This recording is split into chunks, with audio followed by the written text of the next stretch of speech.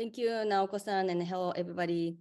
I'm Mayumi from TV42, and today joining from San Diego, California. First, I would like to introduce a little bit about TV42 and why we chose Shojin Ryori for the topic of this Ouchigohan series today. So let me share my screen. So TV42 is a nonprofit organization started in Japan and came to the US. And we're trying to tackle the global food imbalance, like hunger issue, and also health issues caused by unhealthy eating. So we provide healthy school meals to children in need, and we also promote healthy eating. So to promote healthy eating, we have this program called Wa Shokuiku that combines two Japanese words. One is Wa Shoku, means Japanese food. Shokuiku means food education. So we teach kids to adults how to eat healthy through Japanese food angle.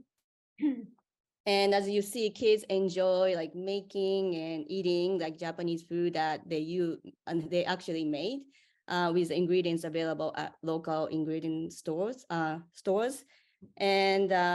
Ouchigohan series is a collaboration with Japan American Societies to bring this program to more people.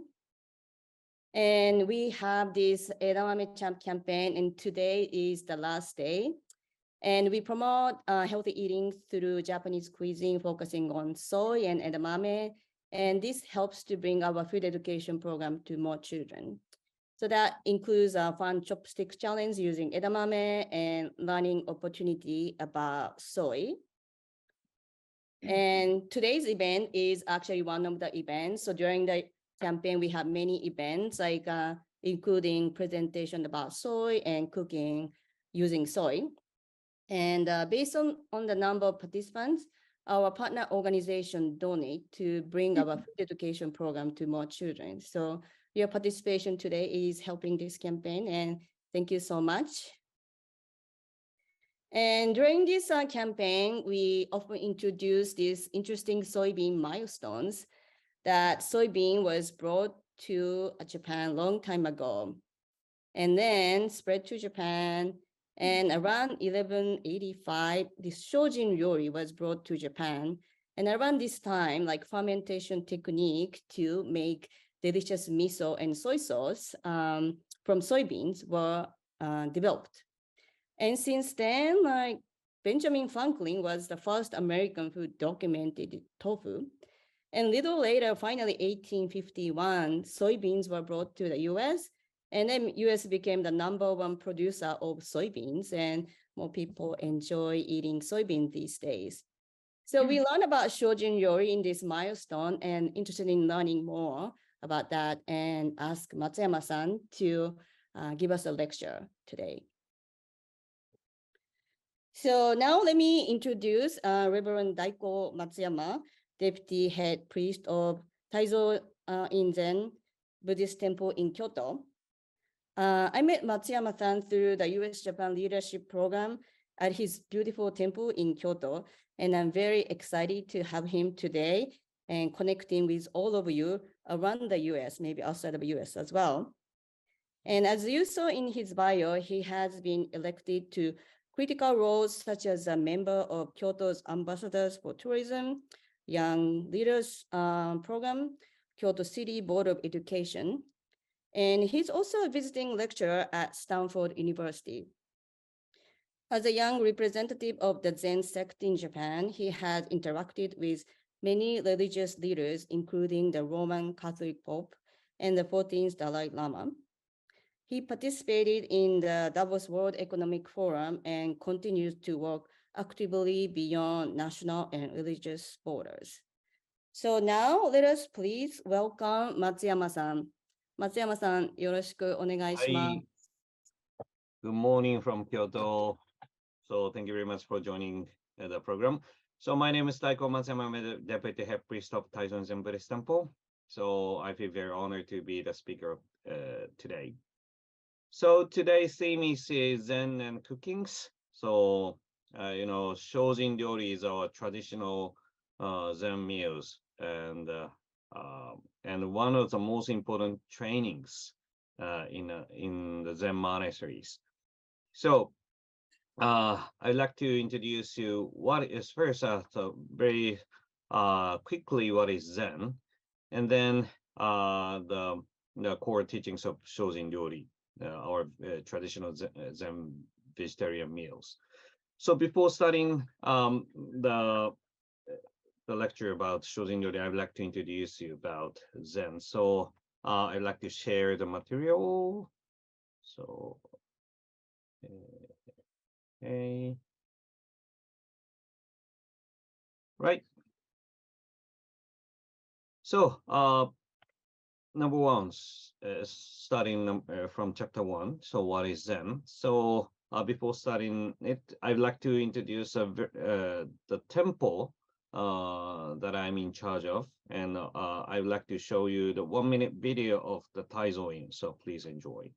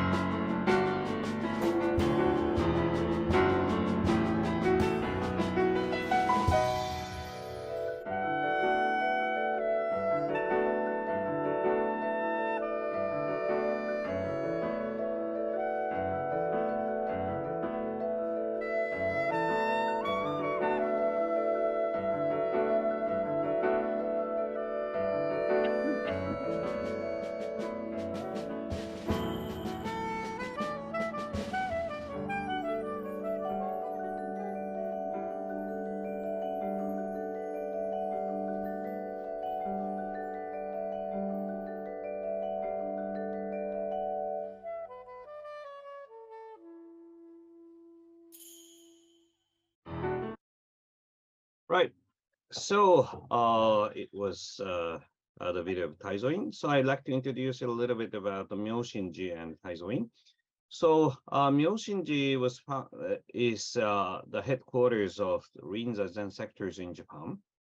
And we have around 3,400 branch temples all over Japan, some 20 temples in foreign countries, of course, in United States. And so this is a map of the Myoshinji. So we consist of 46 more temples, and the size is almost 80 acres. The biggest temple in Kyoto city area and the biggest Zen temple in Japan. And one of the 46 temples is our temple Taizoin. So Taizoin was founded in 1404, so by the third head priest of the complex. And the meanings of our temple is Taizo means a hidden virtue. So we have to make a lot of virtues, but they should be we should hide it. So so this is a meaning of the temple. And so as I said, so we are the Zen Buddhist. So Zen is, of course, a sector of Buddhism, and Buddhism itself was created in India around 2,500 years ago by Buddha. And after 500 years, so it means around 2,000 years ago, Zen was also created in India.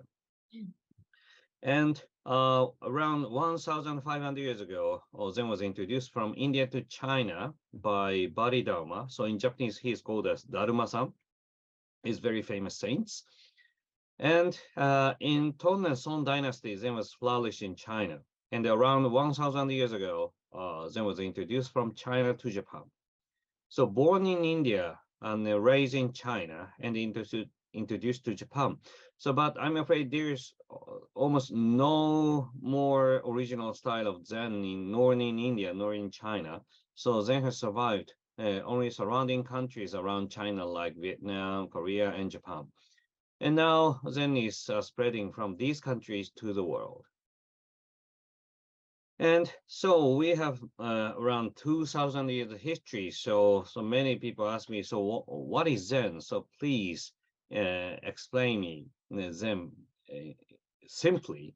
So of course, so we have more than 3,000 years history. So I cannot, I guess, explain you in a short time. But I dare to explain you what is Zen by showing two characteristics of Zens. So first characteristic is, so this is a Chinese character of Zen, and we can divide this character into two parts, left part and right part. So left part, so this is a verb, and the meaning is to show something. Right part, so this is a noun, and the meaning is to simplicity. So the first characteristics of Zen is to show the simplicity. So for example, if you have a chance to go to Southeast Asian countries like Thailand, Myanmar, these kind of countries, so you will find Buddhist temples decorated by lights and Buddha statues, golden line Buddha statues.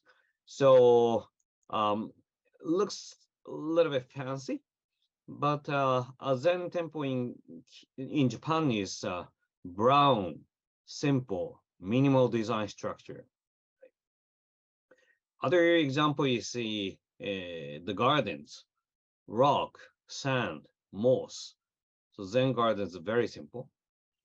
And later I'd like to introduce in detail, but in Zen monasteries, we enjoy very simple food, ichiju issai, one soup, one dish cuisine. So it means brown rice, pickles, miso soup, and one-sided vegetarian dish like tempura or how can I say spinach, gomae. So these kind of the dishes.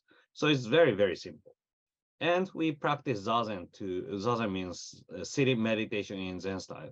So we practice meditation to make our mind very simple. So we try to make everything simple. So this is very important characteristics of Zen's. And so now Zen is very popular in US and other parts of the world. And there are many reasons, but I think one of the reasons is because of Steve Jobs. So he was a very enthusiastic follower of Zen, and he loved Kyoto also. So I'd like to introduce a story about Zen and Steve Jobs. So one day he got the idea of the iPhone for the first time. He asked the engineer to make the model of the iPhone. But he found on the first models, he found there was 3 buttons. But he said no, because if it has 3 buttons, it's too complicated. So we cannot understand which button to push. So if it is not simpler, it will not accept it all over the world, all generations. And he insists it should be simpler. And finally, they created 1-button iPhones. So he learned the importance of the simplicity from the Zen teachings, because we are living in a very complicated, very busy world. So to be simple is very important to live a good life. And the second, the characteristics of Zen is that we highly cherish learning from practices and experiences. So this is the picture of myself about 15 years ago when I was a trainee in the monastery. So if you want to be a Zen priest, you have to train a special monastery for more than 3 years. So wake up at 3 in the morning every day, and a 1-hour morning service, 2-hour meditation. So in the daytime, we have physical works like cleaning the garden, mopping the floor, cultivate the field, something like that. And from 6 p.m. to 11, 12 midnight, so we have to meditate again. So we can sleep only 3-4 hours a day, and we have to train for more than 3 years. And in the monasteries, of course, we do not have any TV, no newspaper, no books, and no air conditioners. So it is completely isolated from the modern technological world. And actually, so I'd like to introduce myself a little bit, but when I was a junior high school and high school, I studied in a Catholic school for 6 years. So I had 6 years Christian educations. So still now I have a very good relationships between Christian world. And when I have a chance to go to European countries, I stay in a Christian monasteries. And of course, there's common things between Zen monastery in Japan and Christian monasteries, like wake up early in the morning and time for prayer and breakfast in a quiet place. But after that, the life in the monastery is very different. So in Christian monasteries, they have a lot of time to study. study Bible, study history, study languages. But in Japan, so in the monasteries, we have no time to study. Just clean the garden, mop the floor, cultivate the field, something like that. Because we highly cherish learning from practices. So, for example, so this is the cup of water, but so if I say this is orange juice and I drink in front of you and explain how tasty it is a little bit sour, cold, drinkable. But however I describe it in words as a phrases, you will never know how tasty it is unless you drink it. So this is basic idea of Zen.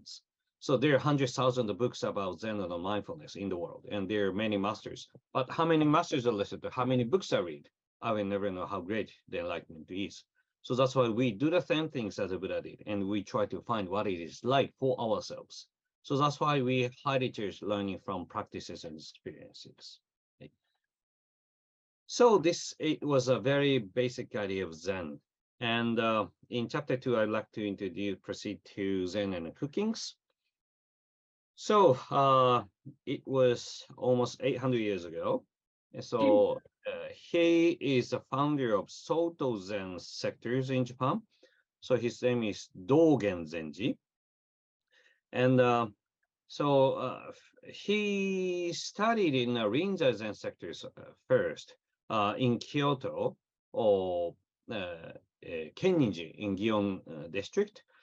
And of course, as I said, in Zen, we highly cherish, we have to cherish the learning from practices and experiences. But at that time, there were, how can I say, many Zen priests specialize in the, how can I say, studies, literatures. So he felt something different and he decided to go to China and learn Zen. So at that time, China was a center of the Zens. So he decided to go to China. And so, as I said, he's a founder of the Sotoshu in Japan, and also he was a founder of the Eiheiji, the headquarters of the Soto sectors in Japan. And he decided to go to the Ningbo in China, and he took the ship from Japan to China to Ningbo. And at first, he had to stay in the ship to get the certification to land China. And he had to stay there for several days. And he happened to meet a very respectable Zen priest on the ship. So he was from the Chinese monastery. So this is a monastery which is called Tendosan in Ningbo. And he heard that the ship from Japan is coming to Ningbo. And from that time, Japan was very famous for its good food, like a dried shiitake mushroom or some weeds, seaweeds. So he came to get something from the ship. And they happened to meet on the ship each other. And the Dogen Zenji was very, very surprised to see him because he looks like 60 years old. So at that time, the life expectancy was 40 years old or something, but he looks like 60 years old. So it means so if it is in present Japan, 120 years old Buddhist priest is coming to the ship and get some food. So it was extraordinary. So the Dogen Zenji asked him, so you look very old and very, how can I say, high-ranked Buddhist priest. So why do you come to the ship and get some food? So I believe you have more younger the Buddhist priest. And he replied to Dogen Zenji that the Buddhist priest from the foreign countries. So I think you know nothing about Buddhism. And he went away from the ship.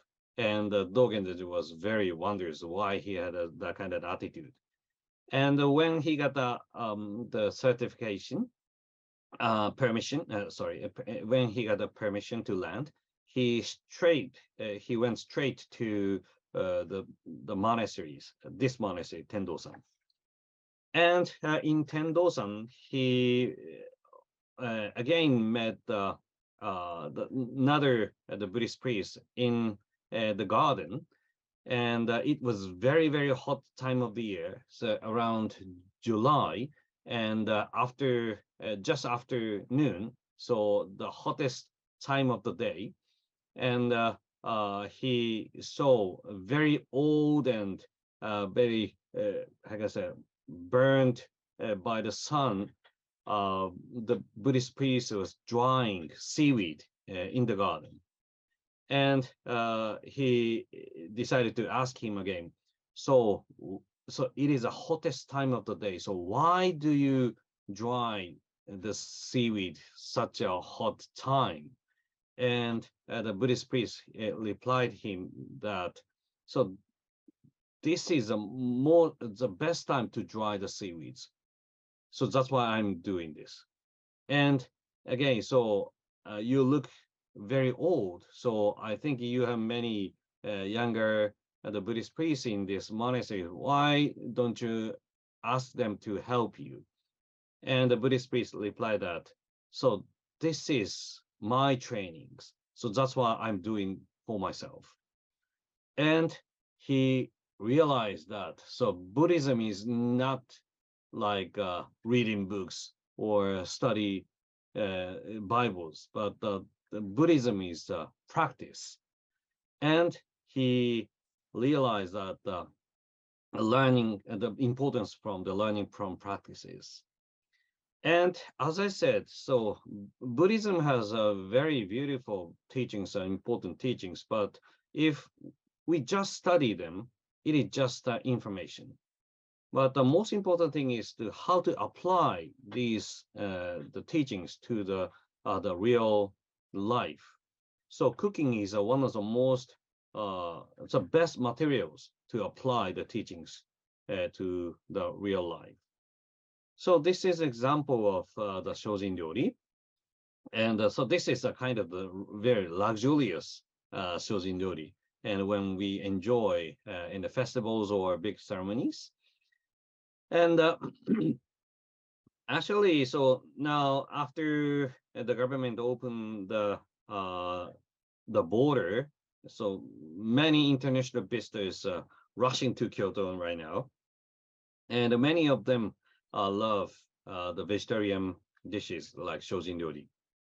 But I think so Shojin Ryori and the vegetarian meals are very different. It is different. So gonna say, of course, Shojin Ryori is the vegetarian meals, but the concept or the spiritual thing is very, very different.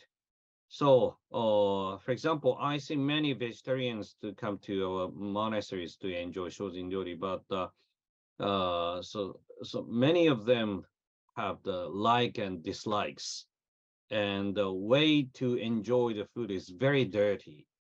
But in Shojin Ryori, so it is not just the vegetarians, but this is a kind of the application of the teachings of Buddhism.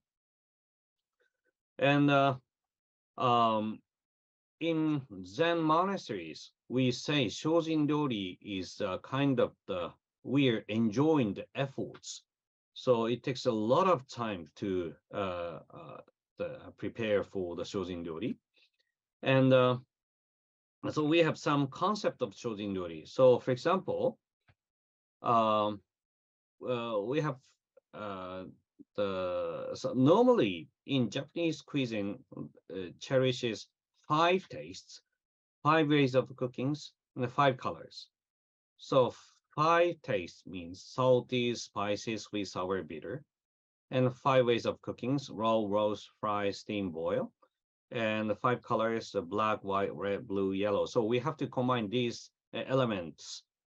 And so we should not create the same kind of the meals like in the morning roasted something, in the breakfast roasted something, and the dinner roasted something. So we have to, how can I say, avoid these kind of the things. So we have to combine these these elements.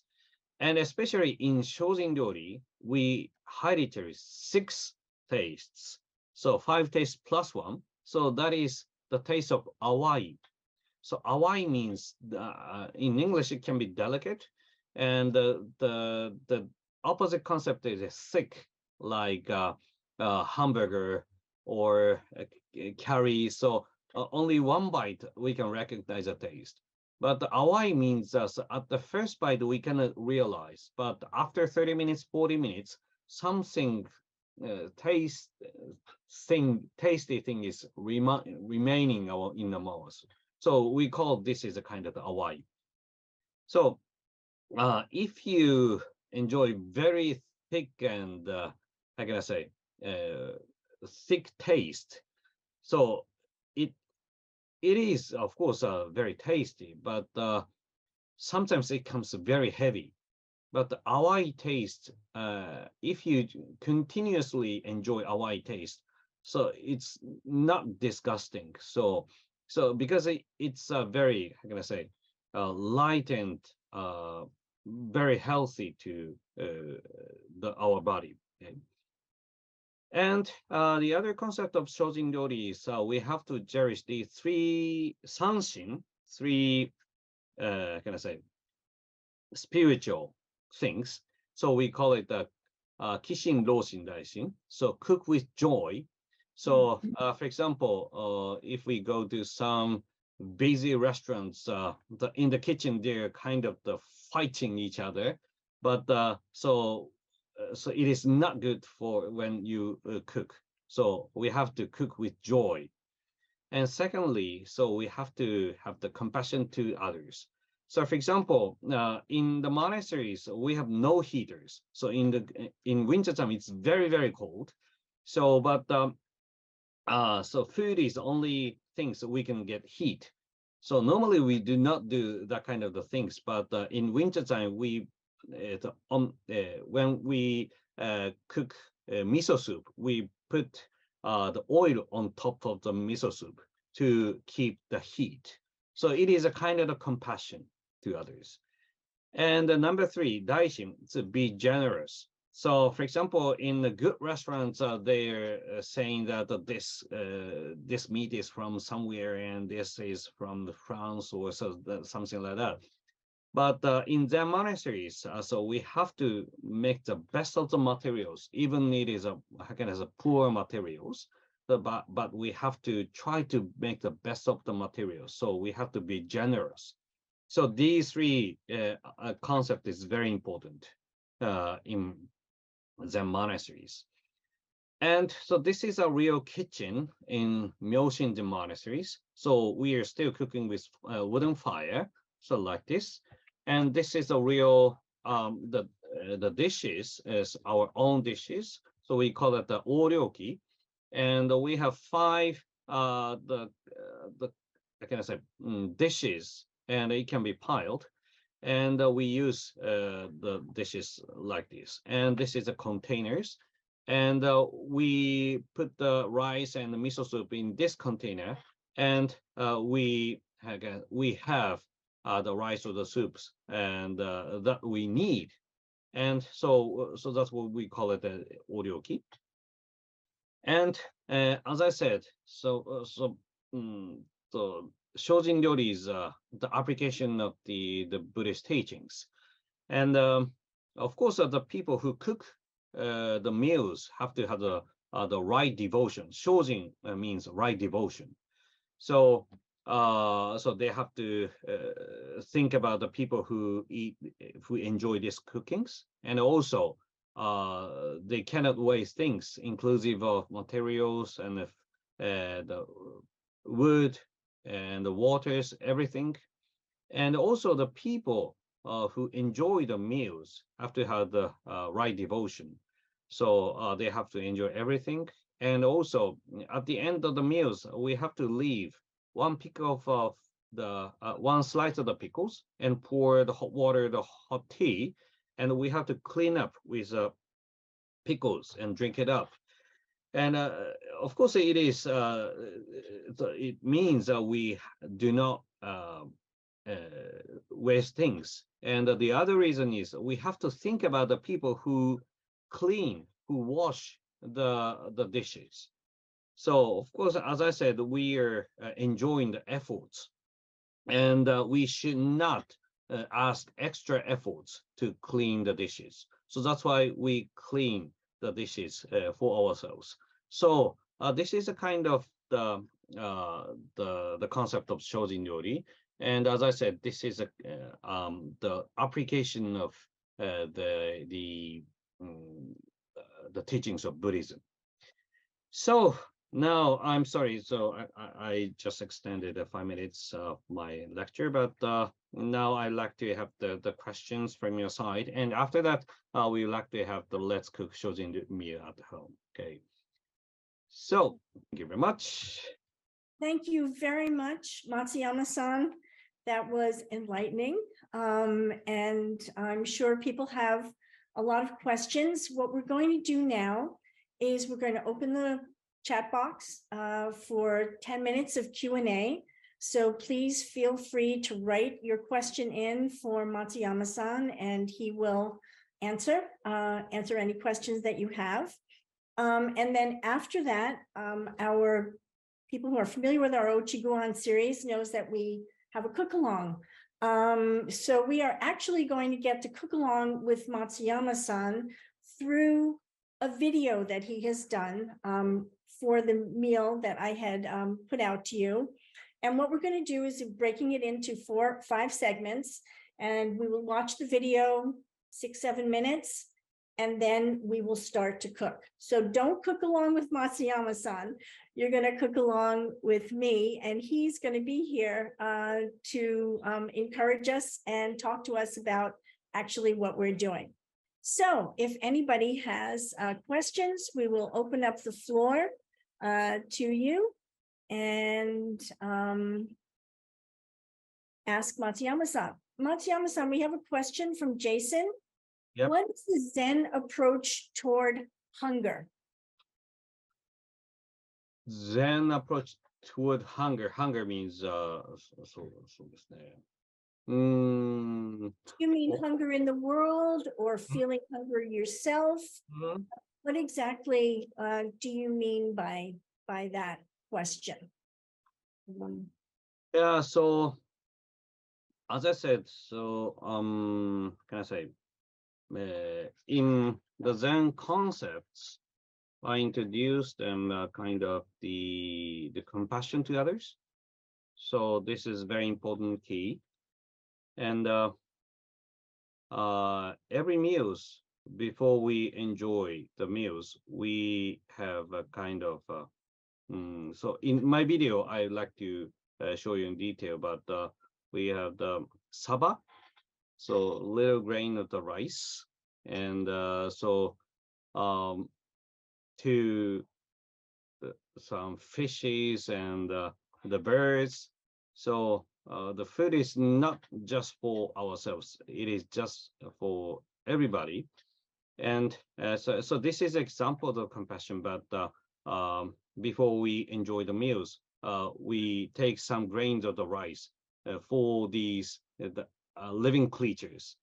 So this is a kind of the compassion, and for the hunger for others. So of course, so we have the kind of so actually, so this program is a kind of the charity program for the Kyoto Kodomo Takushoku. So it is so we're supporting the families who have difficulties. So and the families means have the small children, and we're gonna say buying the rice from the local farmers, and we're offering the rice for these people. So so it is a kind of the support for the hunger for the people. So in various levels for the birds and the fishes and local children. So to have this kind of the compassion feeling is very important. Okay, thank you very much for that. He also asked about hunger, that do the priests feel hunger throughout the day if the meals are constrained? Oh, okay. So that was another one, but we'll go on to someone else now. Is it true that the cook, Roshi, is it true that the cook is a senior monk at the monastery, Gasho? Is that, do you know that? Is it true that the cook is a senior monk of the monastery? Gasho. Yes, yes. So how can I say? Freshmen are not supposed to cook because how can I say? As I said, the spiritual aspect is very important in the monastery. So in my monasteries, how can I say, from 30 years or 4 years, so there's how can I say, in charge of the cookings. So cooking is, as I said, one of the most important trainings in the monastery. So that's why not younger or the freshmen are supposed to in charge of the cookings. We have a question from Anna. Can anyone go to the monastery, and are there any women? Yeah. So actually, the real monastery for the trainees are normally closed to the public, but sometimes of the years, so a week or several times of the year, so we are open to the public. So you can go and enjoy monastic life there. And of course, we have the women's, and from 10, 20 years ago, we have the special monastery for the nuns, the female trainees. Here's a question. At the temple, as a Buddhist, are you allowed to use the internet and or like TikTok? So when that is allowed as well. In the intensive Zen trainings in the monasteries, so we are not allowed to use that kind of the devices. But after the graduation of the trainings there for 3, 4, 5 years, so now so I'm speaking with the Zoom, so we are allowed to use these kind of devices. But we have the intensive trainings, so we are not allowed to use any modern technological devices. Someone asked, and we will find out later, Melanie, is there anything the priest says before eating? Oh, so later I'd like to show you the chantings with Gokan no ge. So it is the chantings before we enjoy the meals. So let's chant together later. Okay. Somebody asked about would you explain what row means, R-O-W, but I think you meant raw, nama. Is that correct? Oh, yeah, nama, yes. Nama. Nama. So that it would be one kind of cuisine would be raw cooking. Sorry. So yeah, that's okay. I made a mistake of the spelling. That's okay.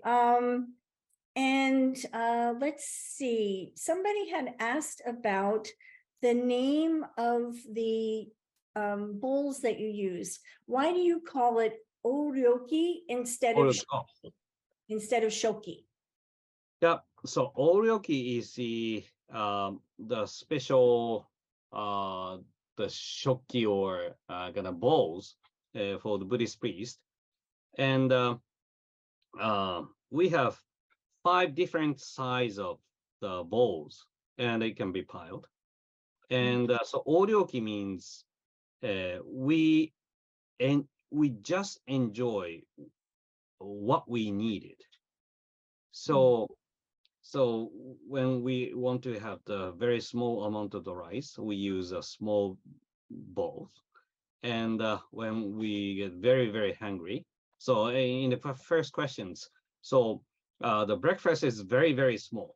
So rice soup and umeboshi pickles and the daikon pickles. That's it. Very small. The size is very small. But for the lunch and dinner, so we can have brown rice. So if we are very hungry, we can have this kind of the amount of the rice. So so in that case, we use the largest bowl to have the rice. So we can change the size of the bowls as we want. So that's why we use this kind of. So it is we use the bowls to avoid the wasting things. I see. So that's why we are using this kind of bowls. Yes. What is the difference between kaiseki ryori and Shojin Ryori? Some of my American friends are confused. Kaiseki ryori is the kind of the so it was can I say sophisticated with the tea ceremonies, and of course the how can I say the origin of kaiseki ryori is a Shojin ryori, but in kaiseki ryori is a kind of the course the meals, and so it is not just the vegetarians. It can have so basically fishes and sometimes the meats. So it is not the kind of the vegetarian the meals, but the origin is from the Shojin ryori. I didn't know that. That is interesting. I didn't know the origin was Shojin Ryori. We're going to do one more question, and then we're going to get to cooking. Why do you eat brown rice? Oh, because we nutritiously the brown rice is sufficient. So without eating the brown rice, we lack some of the nutritions, and so it is not so good. So if we just enjoy the brown rice, it's sufficient. So that's why we enjoy brown rice. Thank you. There are a couple more questions that we'll try to answer later.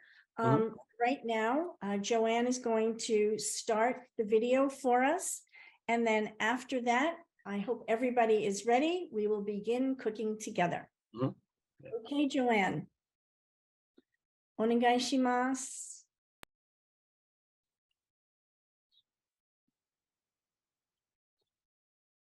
So now I'd like to start a Shojin ryori demonstration. So these are the materials. So 2 carrots and potato and daikon radish. So if you do not have daikon, so you can use any radish, or so this is turnip. So we mostly use root vegetables. So you can choose any root vegetables you want. And 1 pack of tofu and 2 cups of rice. So rice is Japanese rice. So there are 2 styles of rice, so Japanese style and Indian style. But we use a Japanese style this time. And this is the sesame, sugar, brown sugar, salt, and soy sauce, shoyu, and this is sesame oil. And Shojin ryori is of course a completely vegetarian cuisine. No fish, no meat, no eggs, no dairy, so it means no milk, no yogurt, so anything, and no strong smelling vegetables. So it is completely vegetarians. But of course, so what we eat is very important. But the Shojin, so as I said, Shojin is a right devotion. So how to cook or how to eat is much more important. for the Shojin Ryori. So so now I'd like to start from preparing cooking rice, and then I'd like to cook soup, which is called as kenchinju. And the reason why we call the soup as kenchinju means the kenchin was the name of the temple. So this soup was created in the Zen temple about 1,000 years ago. And then I will make a small dish which is called as kinpira. So it's a little bit sweet, salty vegetarian dish. It's also very tasty. So now I'd like to start from the preparation for to cook the rice.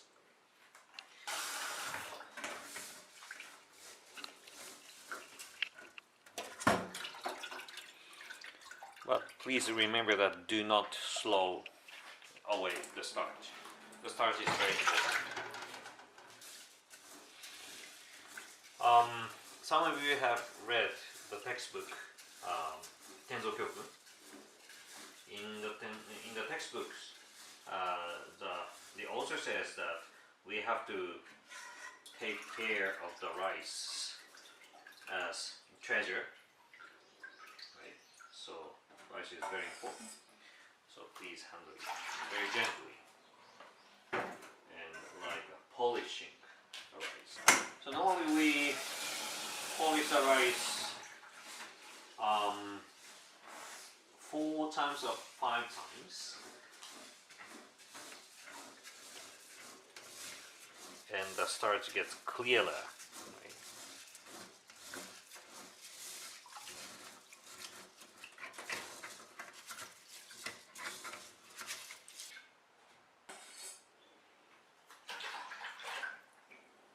Right, and now leave the rice in the water for around 30 minutes to 1 hour, and then now the rice is a little bit transparent, but it comes white, and then it absorbs enough water. So please leave it for 30 minutes or 1 hour. And now I like to start the preparation for the dishes, and the soup and the small dish.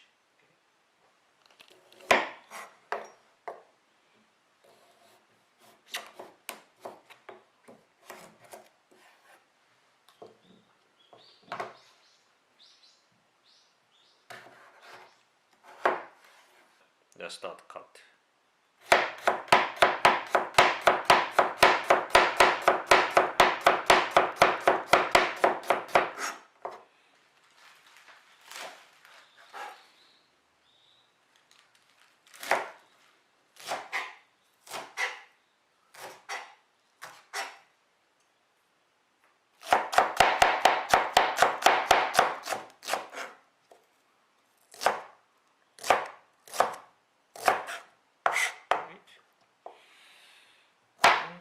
The turnip.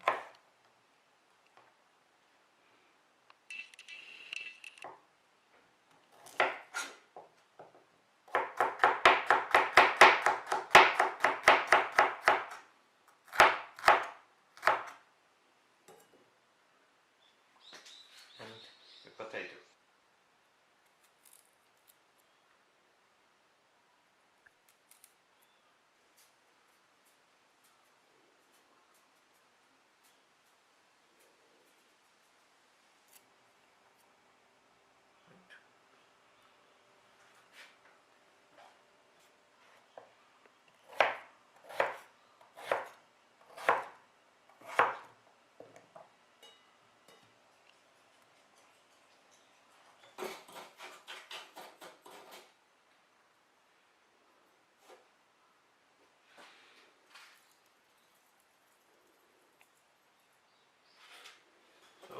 This turnip is for soup, and of course we use the leaf also, and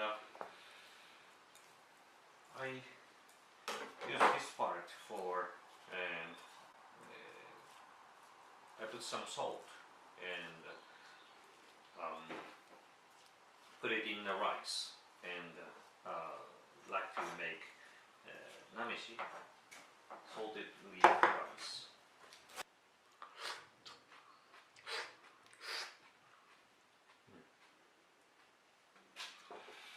So I put some salt for the turnip leaves, and later I would like to put it in the rice and make turnip leaf rice.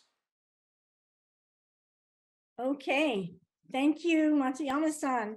Is everybody ready? We are going to get started cooking and trying to replicate what Matsuyama-san has done.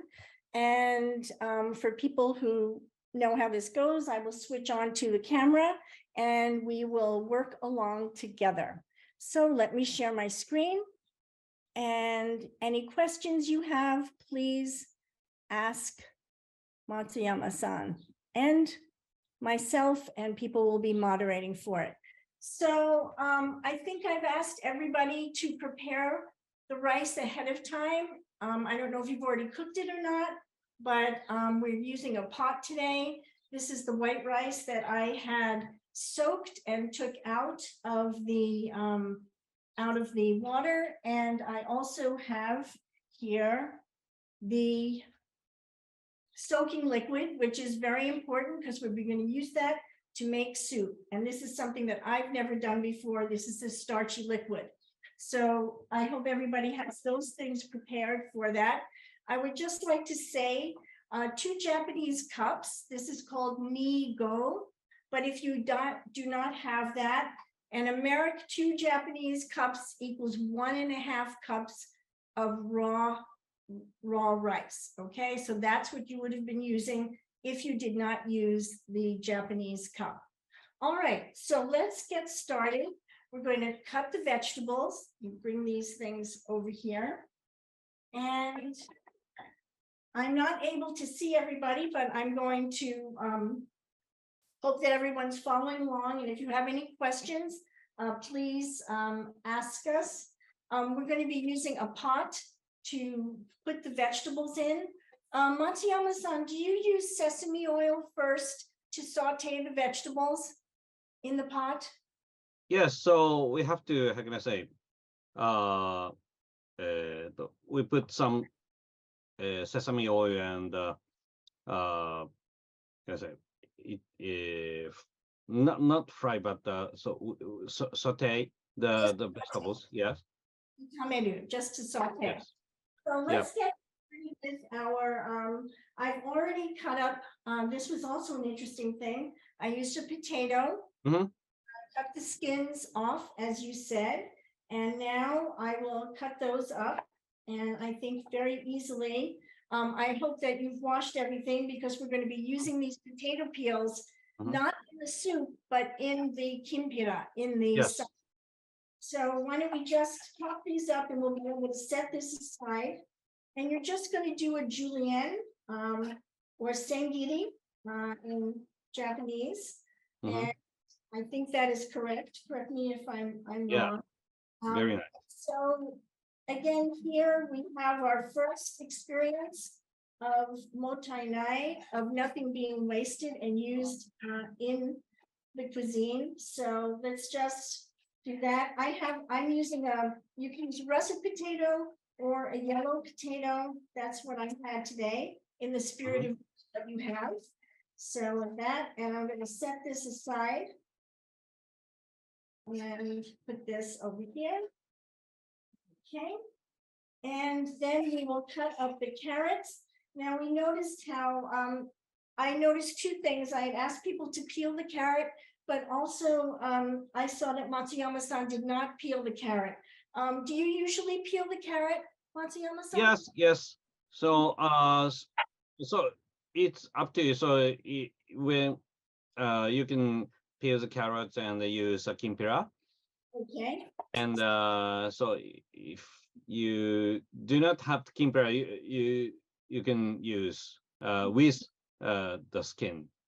Okay. So for cutting for the soup, I just saw that you did thin little like half moons like this.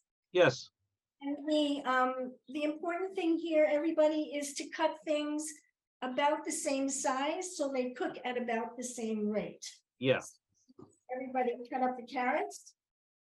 Is everybody with me? All right. So Debra-san, so I had a questions from the audience that so does this kind of the white starch comes from the brown rice? And so it's a very good question. And I created that video for the online lecture of the Stanford students. And so at that time, it was a peak of the pandemic. Yes. And so I created, I wanted to cook the meals with the materials which can be bought on Amazon US. So students are scattered, not in the campus. So I thought it was a little bit difficult to get the brown rice. So I used the white rice. So if you cook with the brown rice, I'm afraid you cannot get the white starch. Yes, that is, I think that's true.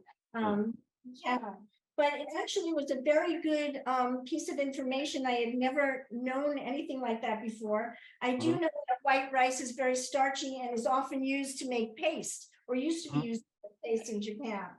So as you cut the potato, let's cut it up in kind of small pieces. We want to make sure that that is going to cook as well. And that potato. And now, put that on the side here. I'm going to put some sesame oil in my pan right now, and I'm just going to add my vegetables there and start cooking it in a bit. Matsuyama-san was not very, did not give a specific amount, but I think probably looking at about 2 teaspoons or yes, it's good. Sesame oil. Yeah. Tony, as you like. So we can, we'll start that there. So I'm going to put the carrots in the pot and the potatoes in the pot. And then we will get to the daikon and the radish. I don't know how many people were able to get the daikon or the radish with the tops, but I was able to find one at my local H Mart. And let me just put this back down here. And as Matsuyama-san showed you, he cut off the tip here, and the stem for a little pickle or a little salting it to that. That's going to go in the rice. Yes. And the are going to go into the soup. What I want to make sure is that it is very, very clean, because some of this can be very sandy. Anybody who is using spinach, I had recommended bunch spinach. Not always easy to find, but you can. And I recommended that because bunch spinach has this long stem. And so if you're using the spinach, you just take off the stem like that. And we'll be using that to salt. And I've made it both with this spinach stem and the daikon stem. So let's just chop these up right here. And I've started it. And you're going to chop it up into little 1/4-inch dice. And we're going to salt this like that. All right. And just take off the leaves. Okay. If you could tell us in the chat box what you are using, that would be helpful to me later on. So the stems right in here. And what you're doing this is you're drawing some water out, but you're also adding some flavor with the salt. And again, it's just maybe 1/4 teaspoon. You can cut up as much as you want that you have. For anybody that is using, I don't know if anyone has a daikon. I was able to find a daikon with leaves on the top. Yay! I don't see that. And so you can use that too. In kimchi, the Koreans also use all this whole part for making their salad. So let's add a pinch of salt. I hope everybody is with me. Like that. And we're going to set this aside. And then you're going to take your leaves, and these are going to get ready to be put in the soup at a later point. And I have more already chopped up, but I just wanted to show everyone how to do that. So, Deb, some people are using Swiss chard or kale. say that again. Some people are using Swiss chard or kale. Well, that's really great. And again, in the spirit of having what you want, I don't know, the stems could be a little hard. And I think the kale, but maybe rub some salt into it, but we're going to chop that chop that finely so that it'll cook through. Chard cooks quicker than kale. So if you have chard, it'll cook pretty quickly. If you have kale, it'll take a little bit longer, but no problem. Matsuyama-san, are you familiar with kale? I'm afraid not, but so as I said, be generous is a very important key for the Shojin Ryori. And absolutely doing what you have around. Yes. You can try the stems. I would cut them very, very thinly and salt them, and let's see what happens. Okay, we'll give it a go. All right, I think that's it for this part, and then we're going to put your potatoes, your carrots, and oh yes, I'm using this little, it's a baby daikon. Japanese turnip is a kabu, and that is very hard to find. I don't know if anybody has found it, but I found something that I thought looked close enough. What do you think, Matsuyama-san? Pretty good. Good. Baby daikon. And I'm going to just cut this in half, and I think that he had half moons as well. With that. And again, I washed it, and I'm going to throw it right into the pot. And Joanne, I think we're ready to go on to part 2. I'm going to stop my share, I'd like to prepare and we will head on to part 2. So I hope everybody is about at this point together. kinpira. So this time, I use daikon radish and the carrot and the skin of the potato.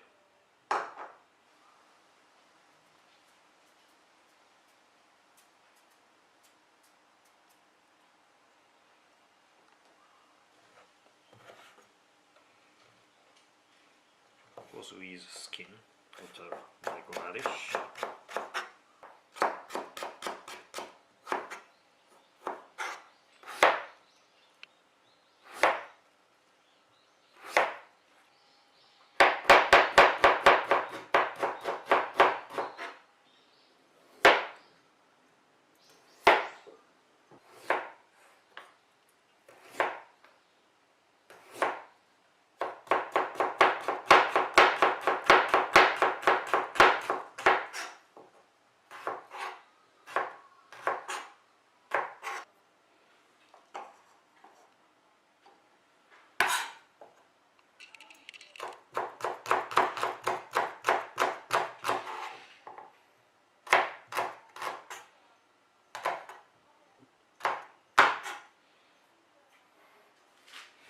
Now rice turns to be the white, not transparent. So it means it absorbs enough water. And then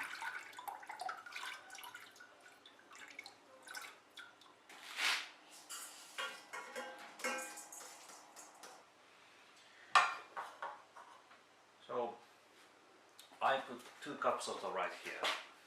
So And the ideal water is 2 cups plus half. 1,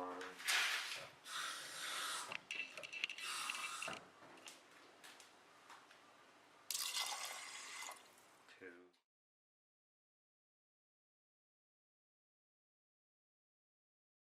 Okay, so we are now, let me go back to sharing my screen. Okay, so we are ready now to get the kinpira started. We've already cut up the potato skins. Let's put that on the side. And now we're going to cut up the carrot.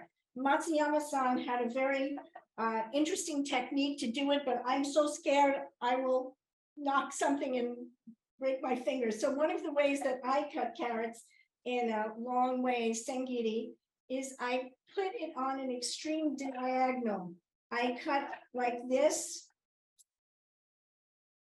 And you can do whatever you want, but this seems to help me the best. And so I'm going to just get that going. So there you can see I've got my carrot cut in sengiri. That's the point, is to make julienne pieces. And we'll put that all like this. And I don't know how many of you have already started cooking the rice. And today we're using a pot. So we'll just cut this. I'm going to just quickly, just for a second, turn over to the rice pot over here so that you can see that I have the white rice in the pot. Whoops, I'm using an electric stove over here. That's why I've started a little bit early. And I'm going to add my 2.5 go, or 1.5 cups plus the little for the rice. I'm going to add that to the water. So we should get the rice started. Okay. There we go. And what you do need to do is cover it. And on medium heat, it's going to come up to a boil. And keep in mind what's going on. If you have a second person in your room, that would be great. They can watch the rice. We'll finish cutting up the vegetables and getting it started. Okay. And so I'm back to cutting up the carrots. And now I have the daikon. Does everybody have their daikon? All right. I am not really great at this, and I do value my fingers, but I'm going to give it a try. I feel that this skin is a little bit dirty for me to use in the soup. I washed it. What do you think, Matsuyama-san? Can I use it? Yeah, of course. Of course. Okay. Yeah. For it. All right. So we'll cut up the daikon and just make thin slices. See, cut that in half first. It's always easier to do that. And then when you've got a flat surface here, putting it down helps to cut. Yes. So one of the audience, Joe-san, gave us the question, why don't you use a rice cooker?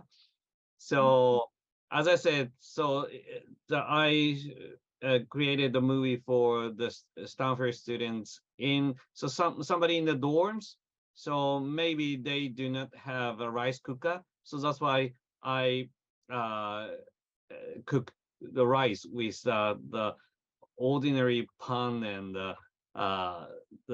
in the kitchen. So that's why I cook in this way. But if you have a rice cooker, of course you can use a rice cooker. But in the monasteries, we do not use a rice cooker, just wooden fire. So I think it's more similar to the cookings in the monasteries. Okay, I like that explanation because I know that I rely on my rice cooker very much, but when you do something from scratch, you really learn what it is that you're doing. And so I'm enjoying being able to use my pots today. Mhm. Is everybody with me? And we are now here. This is being set up for the kinpira, or the sauteed vegetables in Japanese seasonings. Very, very typical. Many of us know kinpira that has gobo, which is the burdock root, but that could be really hard to get. But it's delicious with the potato and the daikon. All right, I'm cutting up my skins, and we don't have to worry about how beautiful they are. I mean, that's another aspect of Japanese cuisine. Do you care much about the Mayday Taberu concept that you eat with your eyes? Is that something that's important in Shojin Ryori? Yes. So how can I say? As I said, we have to try to make the best of the materials. So of course, also it's important to be sufficient. Let's say nutritiously sufficient is very important, but so we also highly cherish the mitame, how it looks, and of course the taste itself. Is very important. Yes. Okay. Yeah. So when I was in university, I had a chance to go to this San Francisco Zen Center for the first time. So I went there with Roshi and have the kind of the Zazen retreat for a week.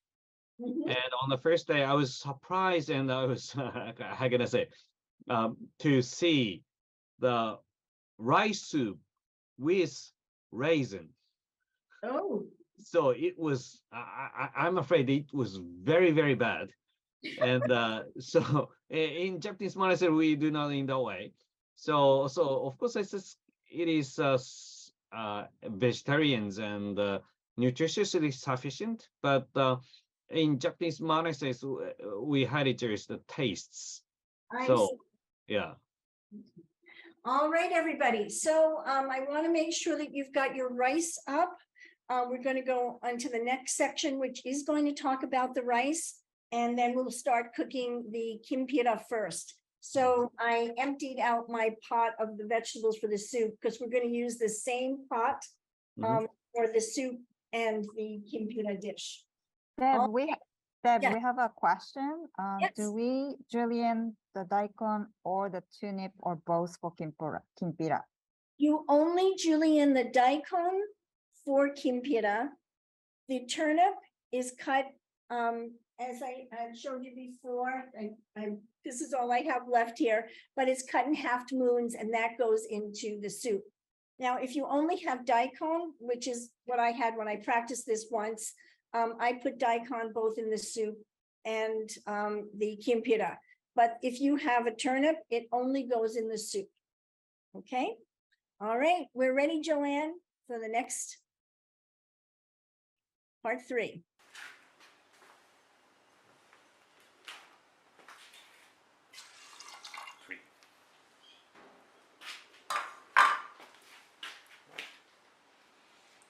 And make it flat.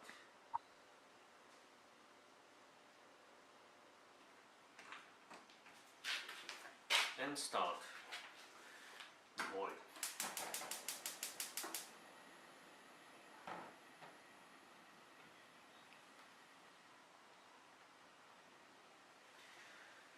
So I set it in not strong, not weak, so middle-sized fire, and wait for the rice comes in the boiled. Now I like to cook from the small dish.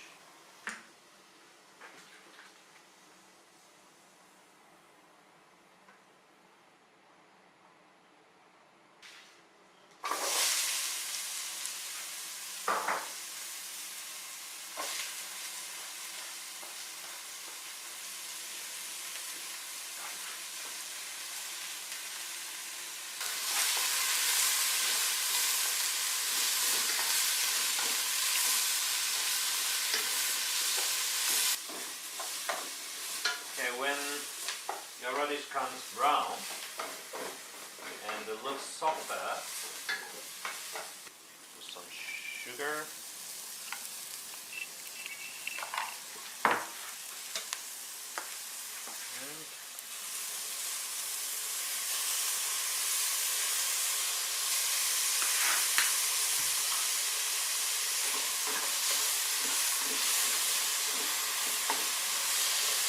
Oh, at the same time. So the rice comes boiled, and when it is boiled, to leave for 2 minutes. And when the rice is boiled and leave for 2 minutes in the middle size of fire, just make the fire smaller and keep it for 3 more minutes.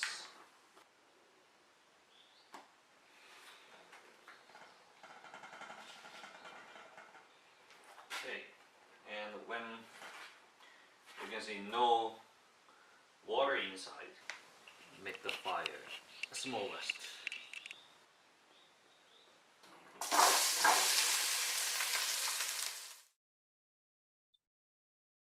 Okay. I hope everybody's with me.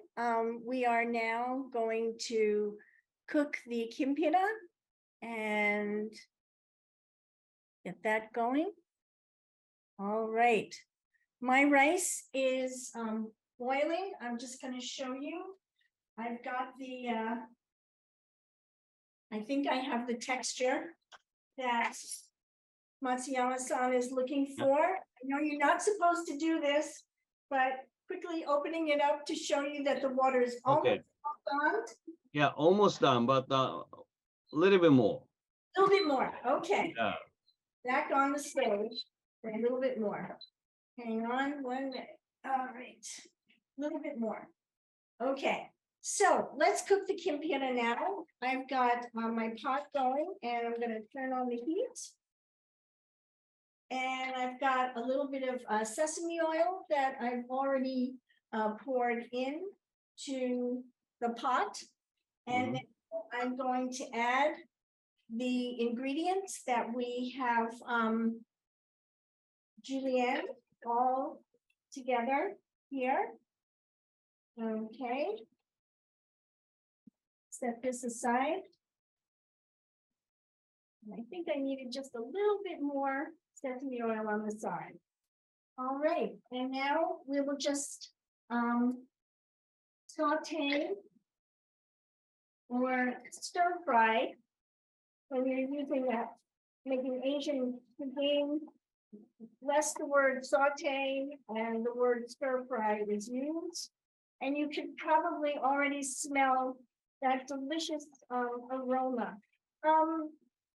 Can you tell us, Matsuyama-san, why I don't see any garlic or ginger or any other types of aromatics being cooked, being used in the cooking?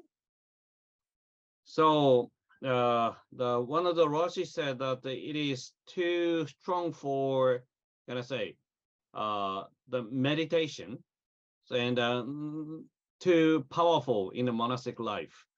So that's why we do not use that kind of, especially the vegetable with strong smells. So we do not use the garlic or the leeks and onions, these kind of things. Okay. All right. So now I think my next ingredient to go on top, this is kind of a sweet and salty dish. We're using brown sugar here. I think what about a scant tablespoon would do it? Put that on. All right. Deb, we have a question. Can we cook kinpira without sugar? Without sugar, I think it's difficult, but because sweetness is a key for the kinpira. So so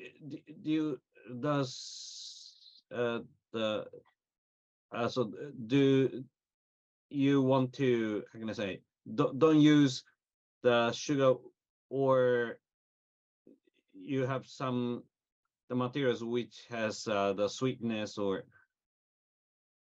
Can honey be used instead? Because if you can't use sugar and you run honey or agave syrup, I don't know if that's something. brown that- coconut sugar. Okay, that's a good idea too. So soy sauce, I do not like to measure over my pot because Mhm. I would make it too salty. So I'm just gonna put on the side here and I'm gonna measure, just a little bit, like about a tablespoon of soy sauce.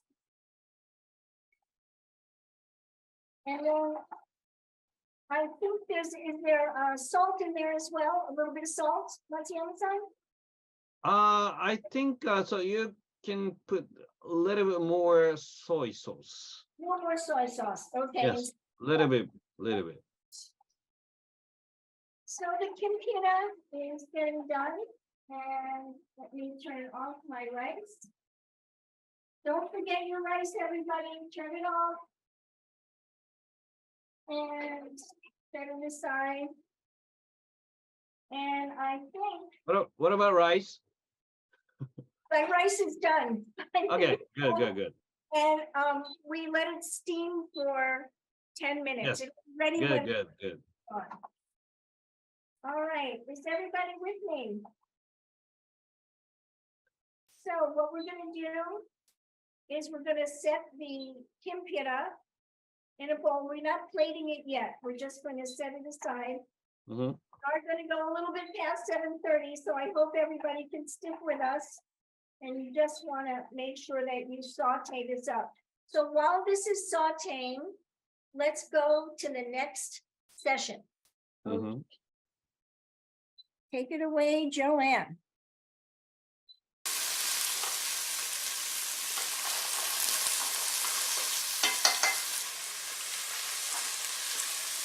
Inside. Now, if you see no water inside, I would like to stop the fire and leave it for 10 minutes for more steam to steam the rice. Right, and now I put the starch of the rice.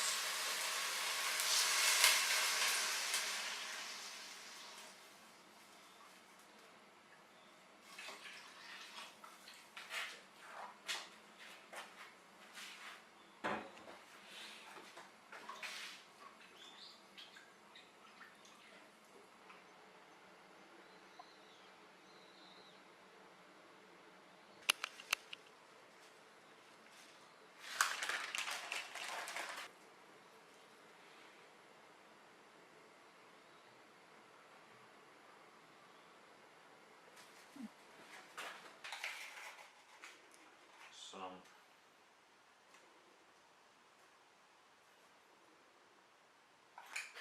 salt and soy sauce, and at the end the leaves of the turnip.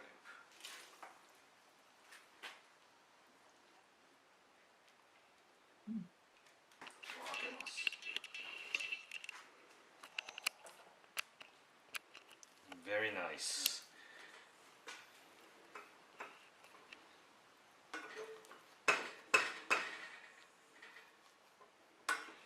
I put salted the turnip leaf. Yeah.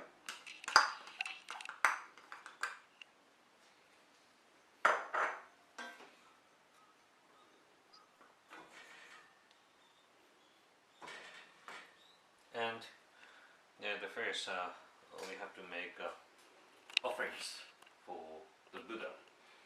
So some rice for him.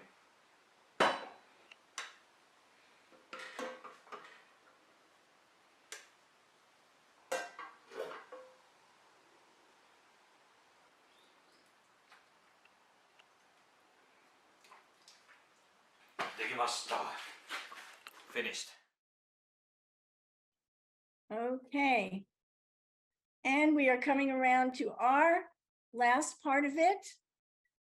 And we'll get right to the soup. So I have put the kinpira in a separate bowl to plate later. And right now I'm going to add some sesame oil to the same pot and add the vegetables that we cut up for the soup and turn on my stove to about a medium. And we will stir these all together. We've got the potato, we've got the carrot, we've got the little turnip or more daikon. Is anybody using other vegetables than what we have here?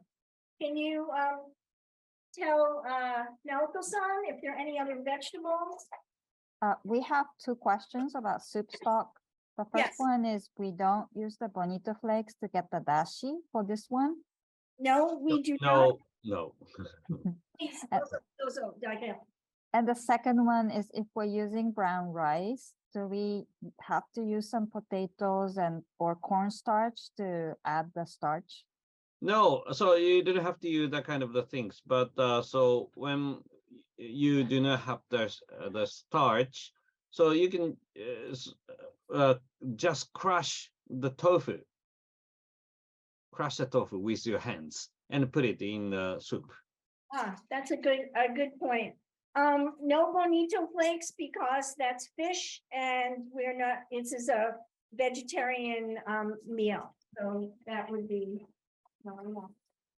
So, Matsuyama-san, do I add the tofu now or add the soup first?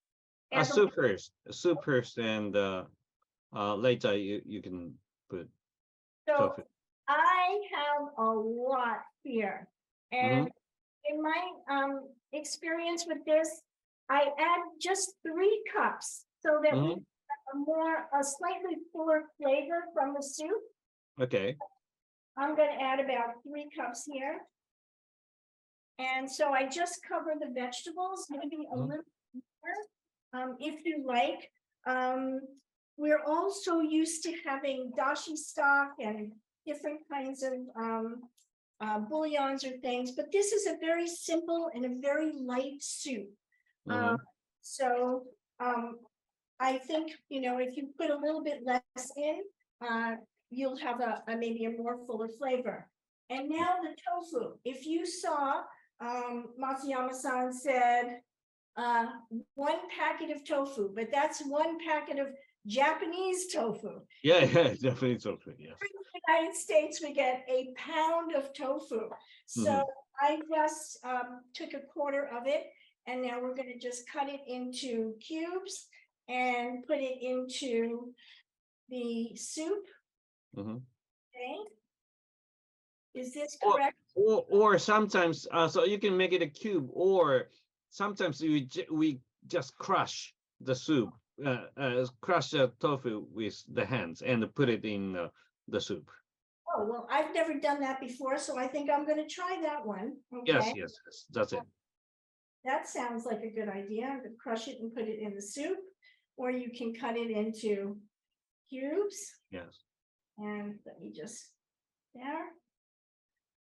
And now we're going to add the seasonings, which again are very simple ones. I think we have soy sauce, and in this a little bit more, a little salt, is that correct? As well? Yes. Okay, so a little soy sauce. I saw him pour, so I'm gonna pour. And if you taste it and you feel like you would like more, add more, okay? So let me just, I think that's about a tablespoon, and then sprinkling of salt. I like this kind of cooking. I don't have to be too precise. So I hope everybody is got their rice is turned off. And now we're going to get ready to season that. And you probably want to bring this up. It takes a little bit to cook. So we might not be as finished when Matsuyama-san is finished, but we're gonna give it a try. So what I'm gonna do now is just move this over and bring over the rice, which I have right. Whoops, sorry about that. There we go. Sorry, everybody. There we go. There's the kinpira and the rice. Okay. And very hot. I'm using a cast iron pot for this. And we're just going to mix the rice, fluff it up. Oh, yes. When Matsuyama-san, Oh, good. yeah, that's good. Look at that, everybody. That's looking good. Excellent. Oh my goodness, I can see every grain of rice there. All right, and so into the rice goes the stems, the salted stems. If you're using, is anybody using anything else? Does anybody have something else that they're using for it? No? Okay, so I'm going to put that in. This will give the rice a little bit of seasoning. And again, when we do this, we fold the rice. We don't mash it. So you just want to fold it very gently. And you'll see, just lower the soup a little bit. Okay. And that's looking good. And the one thing I did forget to add to the soup were the greens.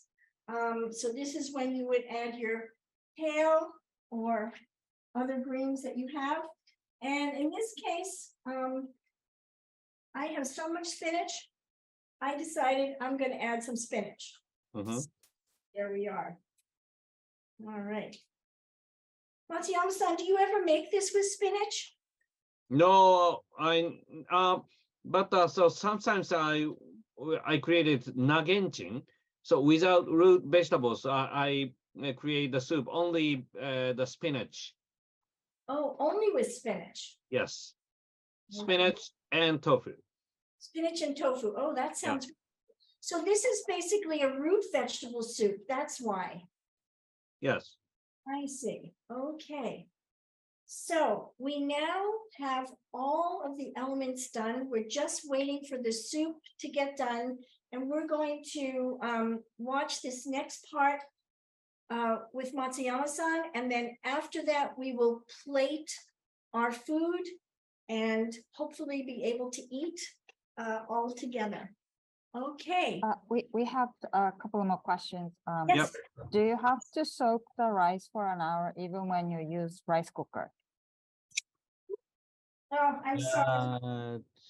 No. So rice cooker, how can I say, includes the time for the steam. So when it's done, you can enjoy the rice immediately.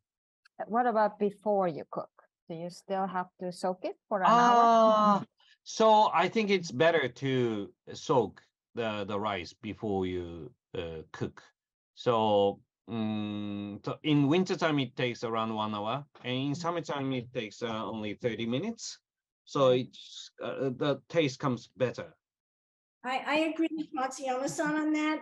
When we teach cooking, I generally say do not skip this point. You know, soaking the rice gives you, I think, a better product. And even sometimes we see on the back of packages, it says you don't have to soak this rice, or you don't have to rinse this rice.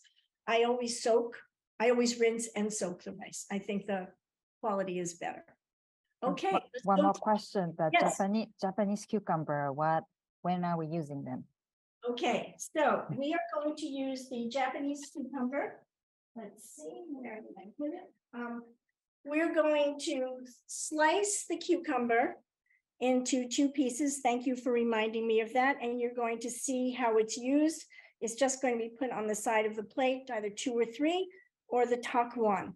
And Matsuyama-san referred to this in the beginning, as this is going to help us clean up our bowls when we're done. Okay, thank you for asking that question and reminding me. So you can slice the cucumber thinly on the diagonal, usually 3 pieces. Okay. Okay.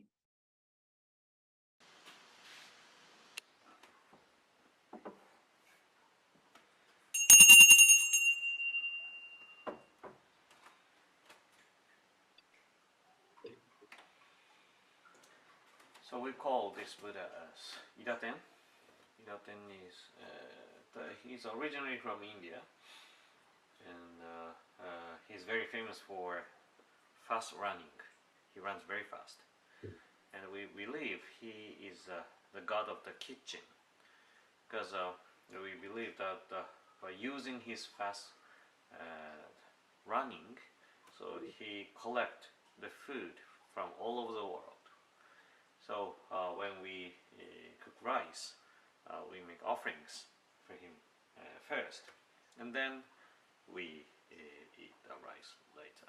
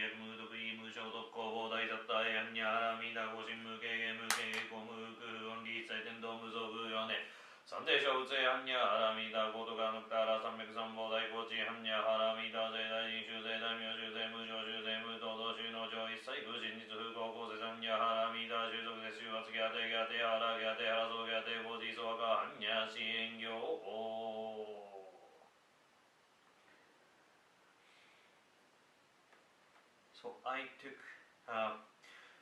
3 or 4 grains of rice here. We call this thing as saba, and the meaning is that so we have to share the food, not only ourselves humans, but we have to share with the birds, fishes, so every living creatures.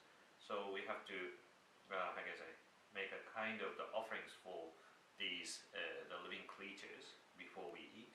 So that's why I took some grains of rice here. And now I start to eat.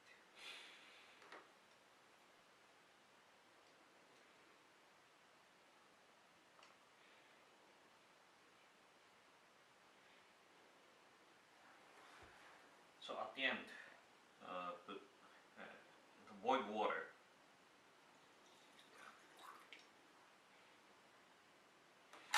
And of course, if you have pickles, so you can use pickles. So I have 2 pickles. But if you do not, so you can use a slice of the vegetables or anything. But put the pickles inside.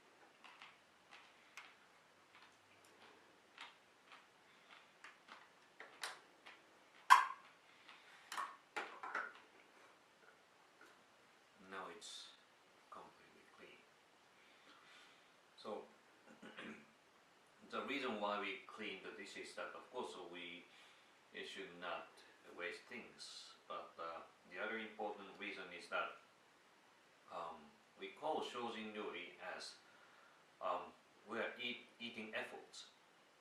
So Shojin Ryori needs a lot of time and efforts, and so when we eat, of course we have to enjoy the food and thankful for the efforts, and also we think we should not ask for more efforts, extra efforts for the people who cook the cuisine, cook the dish. So that's why we clean the dish by using boiled water and pickles, so that we do not ask extra efforts to clean the dishes. So of course the people who cook the cuisine have to have the right devotion, and also the people who eat this cuisine have to have the right devotion. So each of us have to have the right devotion. So that's why we call this cuisine as Shojin Ryori, right devotion cuisine. So of course, as I said, what to eat is very important. But so what is more important is that how to enjoy the food and how to behave.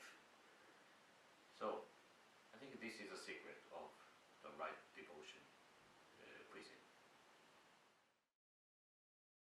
Okay, that was wonderful. And we are now going to plate our food.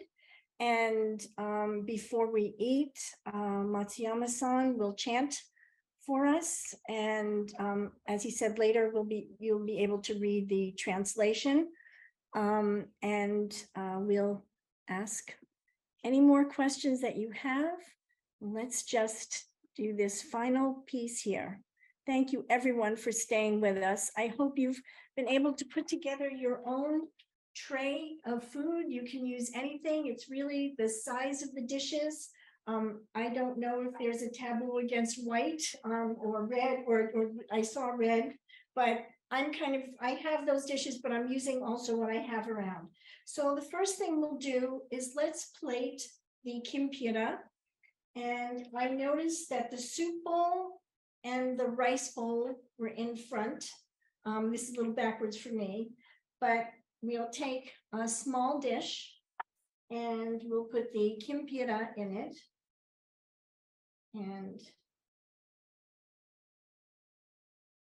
just enough for one. There's probably enough food here for 4, I would think, if you have a family that's going to be enjoying this.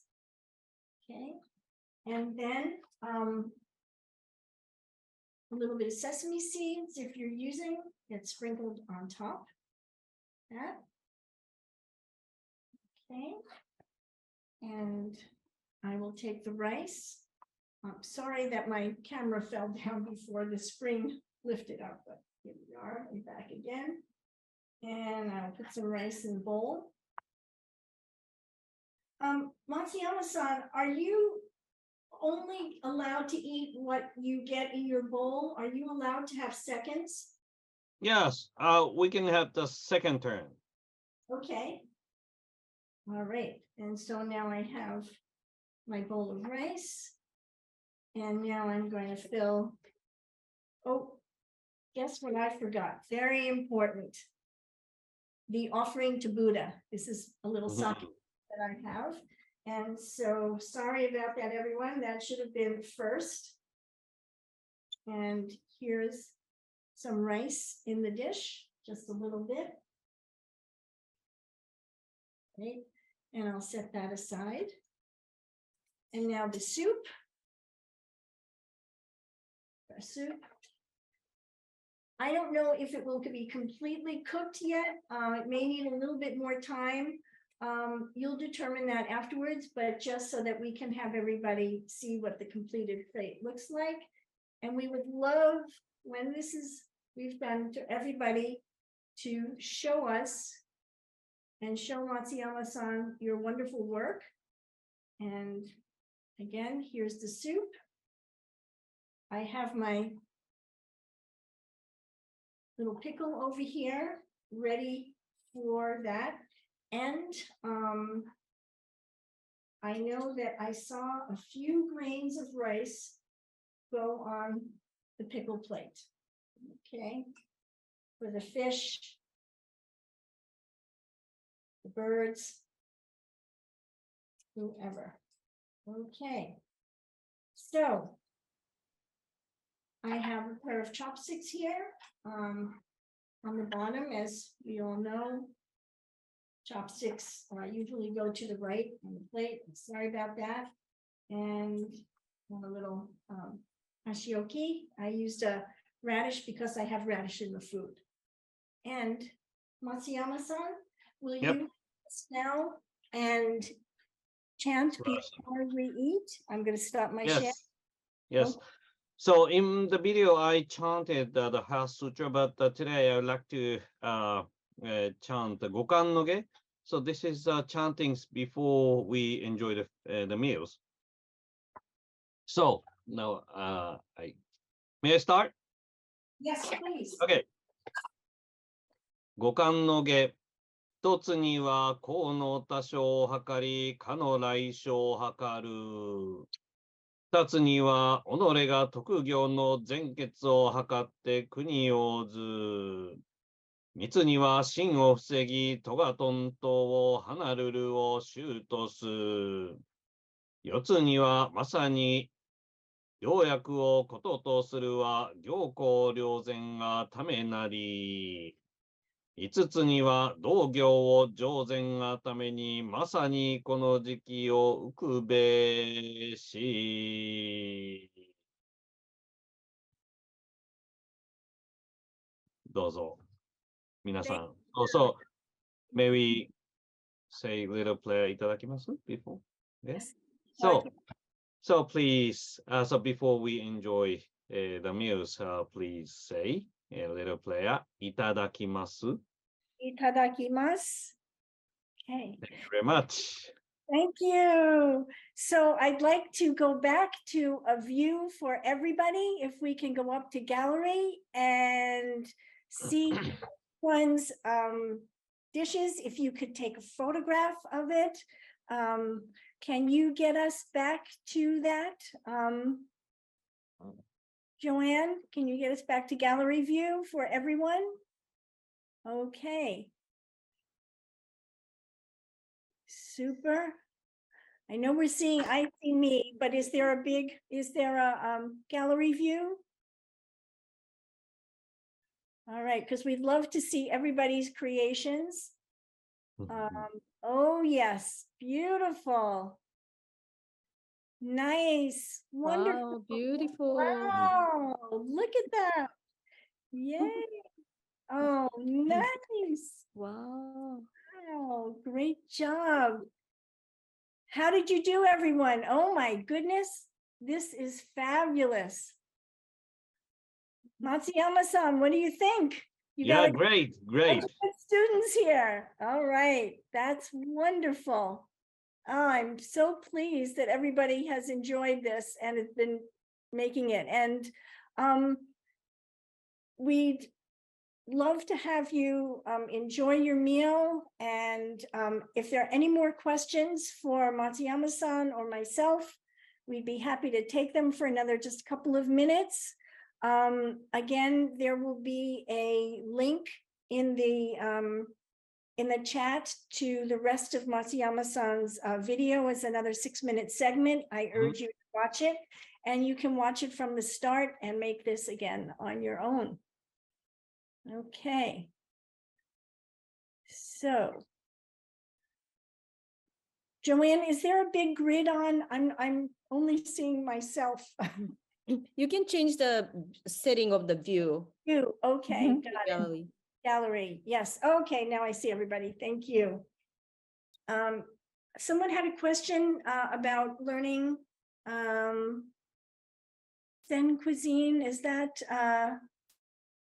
Anybody? So Can- I have some the questions. So can you purchase this complete set of bowls in the US? And one of the lady in Kyoto started to sell the not the red dishes, but the oryoki to the US. So I think now you can buy the oryoki from Kyoto online. So I think you will enjoy it. And another question is, does he cook breakfast, lunch, and dinner every day for himself, for his family, and or the other Buddhist priest? How long does it take? 1 hour. Does he get groceries, or does someone else cook and get groceries for him? Oh, actually, so in the monasteries, so 1 or 2 trainees are in charge of the cookings for 6 months every day. So breakfast, lunch, and dinner. And actually, the time for the cooking is not so long because we are using the wooden fire. So mostly we are cleaning the kitchen and the bowls and everything. So, and we have the field in the every monasteries, and basically we enjoy the food in the field. But for example, in I was training in a monastery in Saitama prefectures, and they did not have the paddy field. So we had the donation of the rice from the supporters of the monasteries. And but basically we enjoy the food in the monasteries. Someone has asked what the best way to store tofu is. Of course, so now we can have a refrigerator, so we can just wrap and in the refrigerator. But in ancient times, they did not have a refrigerator. So especially in the winter time, I can say they freeze the tofu and use it for the how can I say they created a kind of koya tofu or shimi tofu. Freeze-dried tofu. Dried Yes. tofu, yes. Yes, and actually, I was going to tell you, when you store the tofu in the refrigerator, it should be in water, and water should be changed every couple of days. And if you freeze the tofu, at least overnight, you get something that's kind of the consistency of seitan. It's almost like a meat substitute. It's almost like chicken. You squeeze it out, you chop it up, and you can use it in stir fries. And it's fantastic. A way to use too much tofu. I saw also somebody, whoops, I just lost that question. Let's see. There was a question about what do you do after you offer the rice to Buddha? Yes. What do you do with it after it's been offered? So of course, so later I let the rice to eat. So the fishes, various so these animals.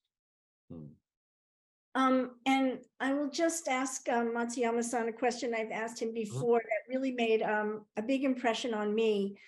If as Americans or anyone else who's watching, we would like to incorporate some of the aspects of Shojin Ryori into our life, what's a good way to start? What would be a good way to start?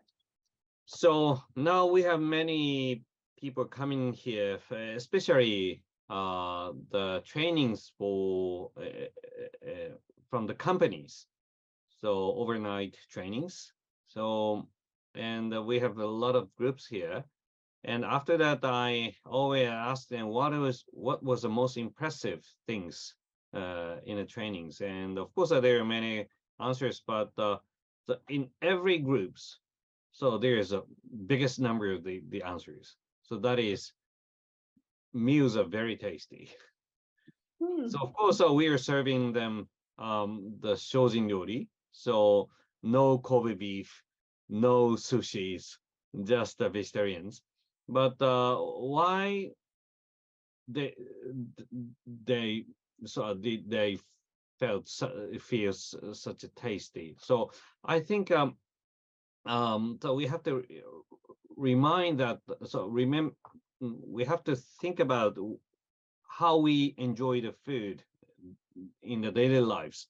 So I think that most of you are watching TV or looking at a smartphone and chatting, but in the monasteries, so we have the right posture and completely silence and just focusing on enjoying the food. So it makes the meals very, very tasty. We can enjoy delicate flavor of the rice and the sweetness of the vegetables, or these kind of the things, and it's really tasty. So I think so you can, of course, conversation is very important keys to enjoy the meals. But for example, once a week or even once a month, so you can enjoy the meals in silence and just focusing on the meals. I think it makes difference. It's absolutely right. And after I heard him say that, I saw myself start to eat breakfast with my iPhone in my hand, and I put my iPhone down and I didn't turn on any music, and I just quietly ate my meal, and it was a different experience. So thank you all very much for coming. I encourage you all to take a picture of your meal, maybe send it in. Naoko-san, do you want the JSB to get it, or you want us to get it? Maybe put an email in there for us to get the pictures. We'd love to have them. So thank you very much, Matsuyama-san. That was Thank you very much. fabulous. Naoko-san, Joanne? Yes, I can leave the email address here. I think Matsuyama-san has a meeting in like 1 minute, so thank you so much. Please, Oh, no, please feel free to jump off. And I just wanted to let people know that the next Ouchigohan is going to be hosted by Japan American Society of Georgia. It'll be on June 17th. June 17th. And it'll be a picnic bento if you want to make lunchbox to take it on picnic now that weather's getting nicer. Please join us. And if you want to send us the picture, info@japansocietyboston.org. And so thank you so much. ありがとうございました。